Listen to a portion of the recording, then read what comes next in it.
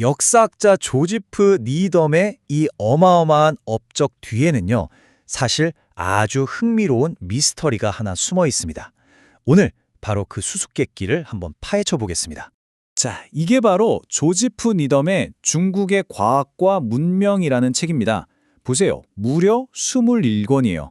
기계공학부터 인쇄술까지 뭐 하나 빠지는 것 없이 중국의 과학기술을 전부 담아낸 그야말로 집대성한 역작이죠. 근데 말이죠. 여기서 정말 이상한 점이 하나 있어요.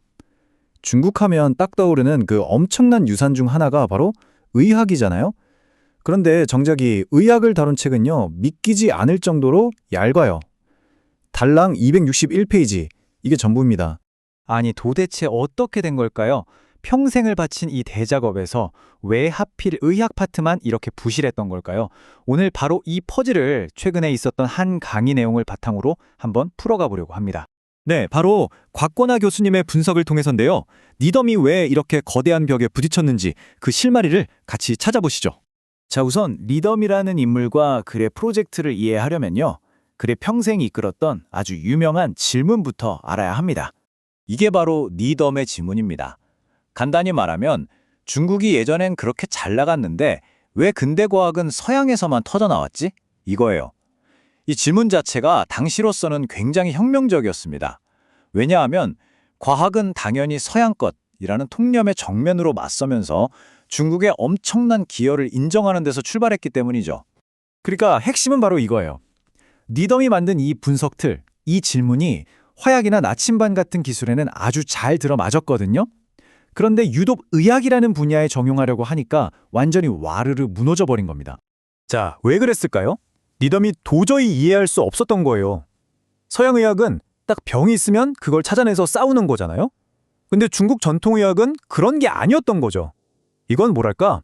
삶을 위한 운영체제, OS 같은 거였어요. 병을 고치는 기술 목록이 아니라 어떻게 잘 먹고, 잘 쉬고, 운동하고, 결국엔 더 오래 건강하게 살 것인가, 즉 양생을 다루는 훨씬 더 큰 총체적인 시스템이었던 겁니다. 이걸 서양 과학의 틀에 넣으려고 하니 당연히 안 맞을 수밖에요. 그래서 결국 어떻게 했냐면요, 이 양생처럼 생명을 연장하는 개념들을 의학책에 담지 못하고 엉뚱하게도 중국 연금술이라는 이름으로 화학 분야 책에 넣어버렸어요. 자, 이게 뭘 의미할까요? 의학책이 얇았던 건 의학이 중요하지 않아서가 아니라 개념적으로 번역하는 게 너무너무 어려웠다는 아주 강력한 증거인 셈이죠. 그런데 한번 생각해보죠. 이게 단순히 의학이라는 한 분야만의 문제였을까요? 몇몇 학자들은 한 걸음 더 나아가서 어쩌면 니덤의 그 위대한 질문 자체가 잘못된 출발점 아니었을까 하고 지적합니다. 비평가 네이선 시빈의 말이 아주 날카롭습니다. 니덤이 왜 중국이 서양에 추월당했냐고 묻는 것 자체가 이미 중국과 서양이 과학 발전이라는 똑같은 경주 트랙 위를 달리고 있었다는 걸 전제한다는 거죠. 과연 그랬을까요? 그래서 오늘날 많은 학자들이 이렇게 봐요. 니덤의 접근법이 결과적으로는 중국이 가진 고유한 지식 체계를 서양의 틀에 억지로 끼워 맞추려고 했던 것 아니냐는 거죠. 심지어 이런 시각을 오리엔탈리즘이라고 비판하기도 합니다. 동양의 것을 그 자체로 존중하는 게 아니라 서양의 기준에 맞춰서 평가하고 편입시키려 했다는 지적이에요. 그럼 요즘 학자들은 이 복잡한 문제를 어떻게 다루고 있을까요? 니덤의 질문을 계속 반복하기보다는 아예 새로운 언어, 새로운 관점을 만들고 있어요. 예를 들면 환자와 의사는 어떤 관계를 맺었는지, 특정 질병이 그 사회 문화적으로 어떤 의미였는지, 또 현대인들이 어떻게 전통의학과 현대의학 사이를 오가면서 자기 몸을 돌보는지 같은 것들을 탐구하는 거죠. 훨씬 더 생생하고 현실적인 접근법입니다.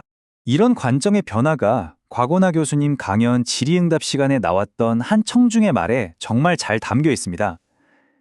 의학은 뭔가를 상대로 싸우는 게 아니라 어떻게 하면 더 잘 살 수 있을까에 대한 것 같아요. 이 한마디가 모든 걸 설명해 주죠. 질병 치료를 넘어서 삶 전체를 보는 시각, 바로 이겁니다. 여기서 곽원하 교수님은 니덤을 변호하는 아주 중요한 포인트를 짚어주는데요. 니덤이 서양의학이 무조건 최고라고 절대 기준이라고 생각한 게 아니라는 겁니다. 단지 동양의 것을 분석하고 서양 독자들에게 설명하기 위한 일종의 참조점으로 서양의 언어를 썼을 뿐이라는 거죠. 자, 이제 이 모든 논의가 아주 흥미로운 결론으로 이어집니다. 바로 의학의 미래에 대한 이야기죠. 리덤의 관점에서 보면 의학은 가장 젊은 과학입니다. 이게 무슨 말이냐면요. 물리학이나 화학 같은 학문들은 이미 오래전에 동양과 서양의 지식이 만나서 하나의 큰 강을 이뤘어요. 그런데 의학은 이 두 개의 거대한 강물이 이제 막 합쳐지기 시작한 아주 젊은 단계에 있다는 겁니다. 그래서 니덤은 미래의 의학이 보편적 의학이 될 거라고 봤습니다. 이건 서양이 동양을 이기거나 그 반대가 되는 게 아니에요.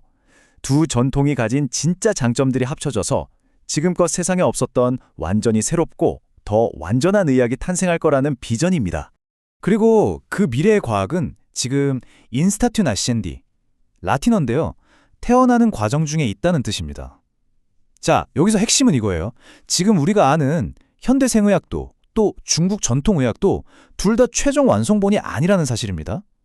둘 다 아직 오지 않은 미래의 그 보편적 의학을 만들어갈 중요한 재료일 뿐이라는 거죠. 결국 이 모든 탐구는 단순히 병과 싸우는 기술을 넘어섭니다. 어떻게 하면 더 길고 더 건강한 삶을 살 수 있는가에 대한 지혜, 바로 그 삶의 지혜를 찾아가는 과정인 셈이죠. 만약 의학의 진짜 목표가 그저 병을 없애는 게 아니라 더 잘 사는 것에 있다면 과연 어떤 미래가 우리를 기다리고 있을까요? 아직 발견되지 않은 그 미래의 모습이 무척 궁금해집니다.